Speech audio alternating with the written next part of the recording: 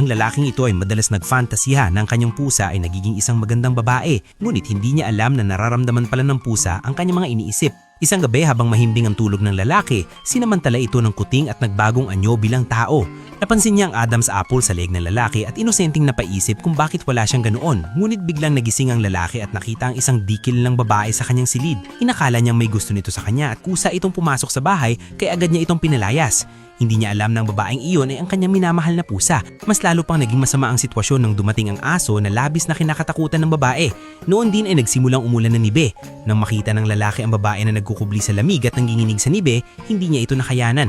Agad niyang isinuklob ang sarili niyang damit sa balikat ng babae. Tuwang-tuwa ang babae sa kabaitan ng lalaki. Kalaunan pumayag ang lalaki na patuluyin siya sa bahay ng isang gabi, ngulit sinabi niyang kailangan niyang umalis kinaumagahan. Sa sandaling iyon biglang nagsimulang manginig ang babae. Wala na nagawa ang lalaki kundi papasukin siya sa banyo upang makapagpainit. Ngulit bilang isang pusa, mausisi ang babae sa lahat ng barangay. Ginaya niya ang lalaki at binuksan ang gripo, ngunit napasigaw siyang takot dahil sa napakainit na tubig. Sa gulat, tumalon siya diretso sa bisig ng lalaki. Nang makita ng lalaki kung gaano siya kalito at natataranta, agad niya itong pinalabas ang silid. Ngulit hindi pa niya namamalayan na unti-unti na pala siyang nahuhulog ang loob sa kanya. Dahil hindi rin panatagang loob ng lalaki na iwan ang babaeng mag-isa sa bahay, isinama niya ito sa kanyang opisina at sinabi na manatili lamang ito sa tabi niya sa lahat ng oras. Ngulit ikinagulat ng lalaki ang nangyari. Bilang isang pusa, napagkamalan ng babae ang laruan ng bilog na parang bola sa ulo ng sekretarya. Agad siyang nagsimulang makipaglaro rito.